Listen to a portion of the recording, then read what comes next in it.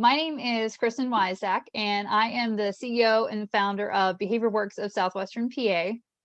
And we offer holistic behavior services to bring your family and practice from divided to guided.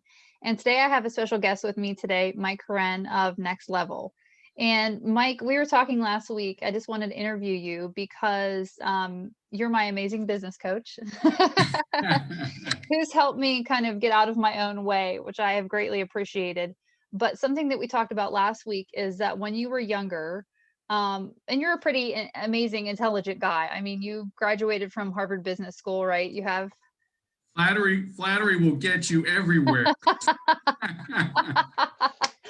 But so talk a little bit about your business that you do now, and then I want to kind of educate people about your backstory and the vision problems that you had as a young child. So tell us about Next Levl. Yeah, sure. So thank you so much for that glowing introduction, Kristen. You're one of our strongest members, and just to tie this into this whole idea of vision, one of the things we work on with our business owners is for each business owner to have a dream sheet and to articulate your vision. Our purpose in Next Levl is to help businesses grow.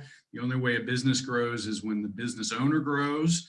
And my belief is that that growth process often requires having a vision, having some clarity about where do you want to take this business, what do you want to become as a business owner, what do you want to accomplish, etc. So all of that kind of goes for me in the category of visioning.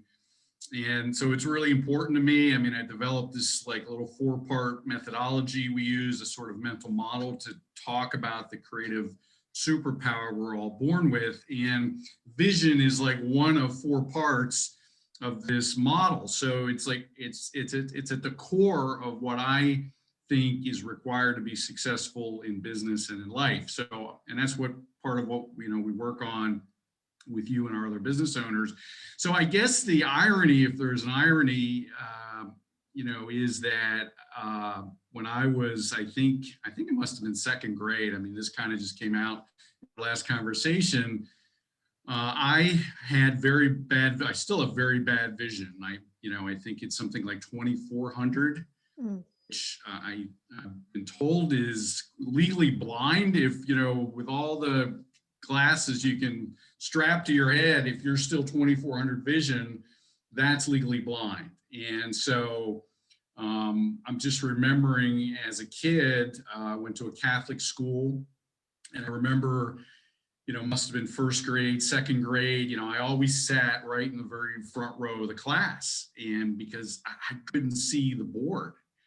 And, we'd go for the annual eye test. The nun would walk us down the hall to the school nurse. And I don't think she was a nun. I'm not sure, but I would stand in line with the other kids. And I just remember I had a hard time seeing the big E, right? The first letter.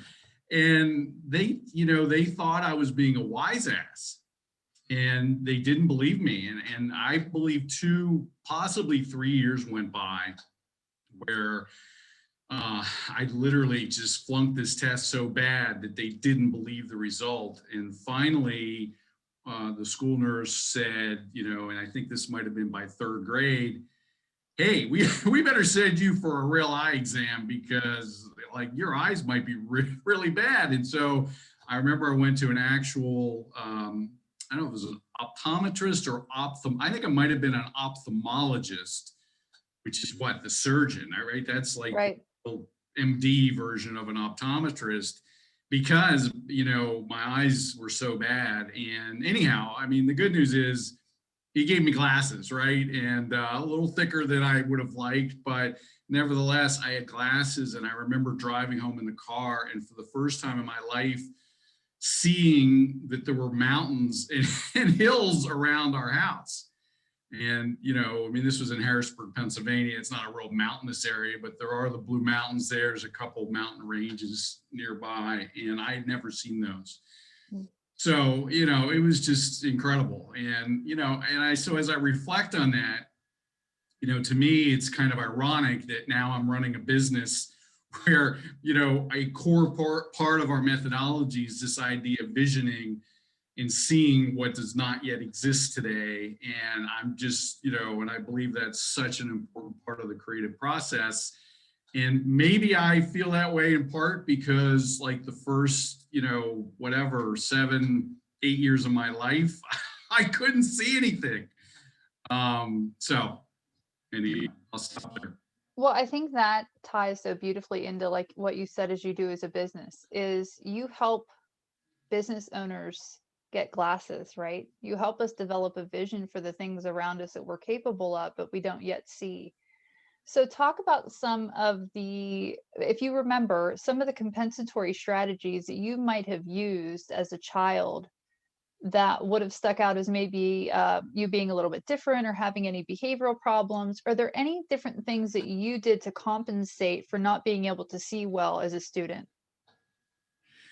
Um, I think, well, like I said, first I sat in the front of the class, and you know, for, I don't know, maybe this is a sexist stereotype, but I would say for a boy sitting in the front of a class is a minus, you know. And I remember I had to sit in the very front of the class. So, you know, I think I developed a little bit of you know, stigma related to that.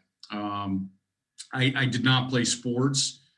I mean, I couldn't see the baseball basically. So, you know, I think that pushed me away from a sports or physical fitness orientation probably. And you know, I mean, honestly, in those days, like, contact lenses weren't a big deal. I mean, like, you know, I don't think you ever had like a second or third grader wearing contacts. Today, I think that's fairly common probably. But because of the glasses, they were so thick, like, I didn't even feel like playing sports. You know, once I even had the glasses and I could see, I shied away from sports.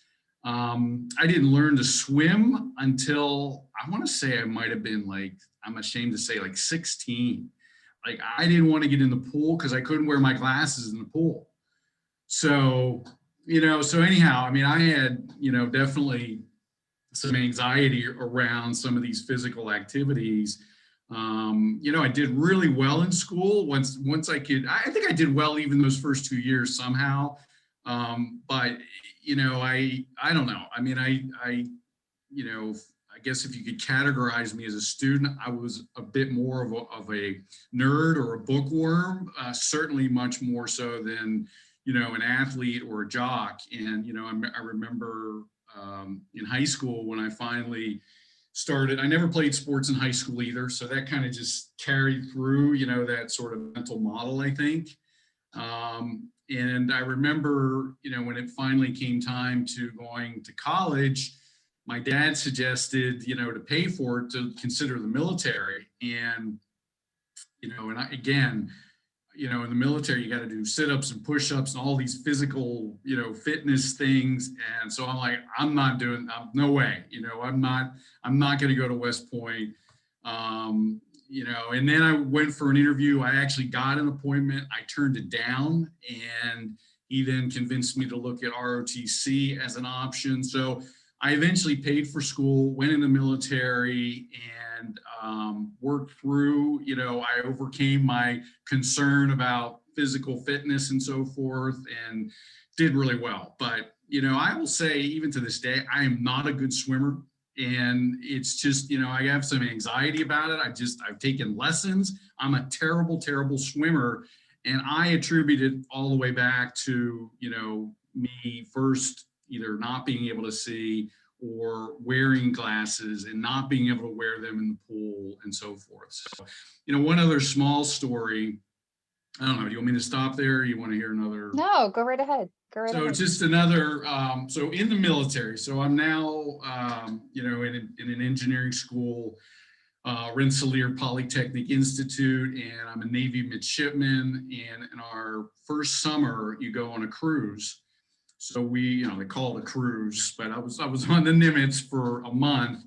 And about halfway through our cruise, we were doing pilot 24-hour pilot qualification. So there were jets landing on the flight deck like every, you know, 2 or 3 minutes, 24 hours a day. And in the middle of the night, must have been, I don't know, midnight or 1 a.m. I wake up in my compartment, my, sleeping area. I smell smoke. A guy comes on the PA system. He's just flips out screaming that a jet had come in off center on the flight deck and run into another jet. So there were 4 airplanes on fire on the flight deck, and the ventilation system was already pulling in smoke 8 decks below the flight deck. So they get this guy off. He's panicked. They get somebody else on, and he says, general quarters, all men to your battle stations, fire on the flight deck, which is what we practice this over and over and over. I mean, this is a big deal. One of the airplanes was a nuke. It had a Phoenix nuclear missile, okay, that they had to run up to with a cold hose with water to keep it cold, okay? So, this is a big thing. 15 guys were killed. And so the crazy part of the story is, because smoke was in the compartment, I couldn't find my glasses or my contact lenses, okay? And this ship, it's like 3 football fields long. There's 5,000 guys. I'm 8 decks below the flight deck. And when you go to your general quarters, your battle station, you have to go counterclockwise around the ship, forward and aft on the starboard side. Forward and up on the starboard side, down and aft on the port side, which means 5,000 guys are all moving counterclockwise around the ship, right? Otherwise, you'd run into each other. So I've got to go up 8 decks and get all the way. My battle station was fairly close, but I got to go all the way around the ship. I somehow did this without my glasses or contacts with 2400 vision. And they start closing hatches if you're not in your battle station within a certain period of time, only by the grace of God. I mean, you and I, in our last call, you mentioned, you have a spiritual belief system. And I can tell you, only by the grace of God did I make it to my battle station, because I was legally blind walking all the way around this ship, up and down ladders to get to where I needed to be. So anyhow, so again, vision is a really important thing to me. And, it was life or death kind of that situation. So anyhow, I think that's kind of a crazy story. Yeah, and I think that God does help us through those things, and he helped bring us together in our the work that we've been able to do together. But it's important in that respect to, I think, listen to kids when they say they have vision problems. Oh yeah.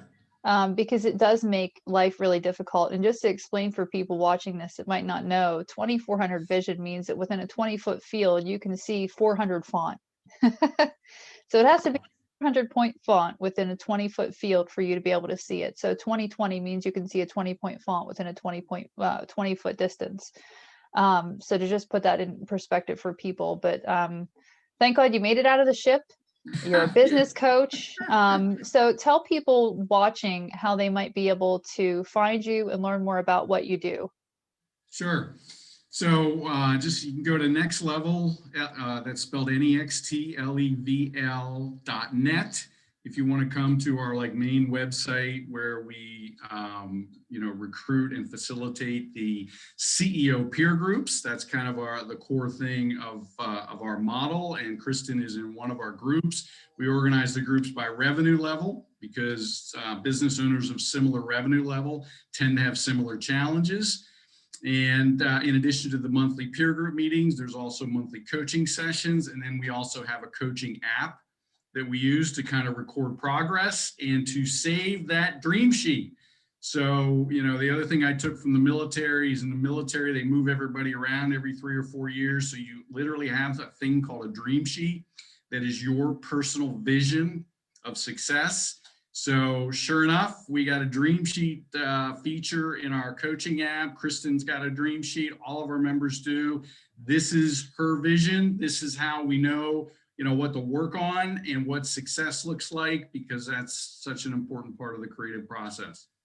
Yeah. Well, speaking of working with people, I know that you're super busy. So I want to thank you for taking the time today to meet with me and sharing your story. So I'm sure it's going to help people and get more people connected to what you do, because it's amazing. So Thank you you. so much for your help and for your time. And take care, Mike. I'll see you. Thank you, Kristen. Keep Uh-huh. doing the great work. Thank you. See Bye-bye. you soon. Bye-bye.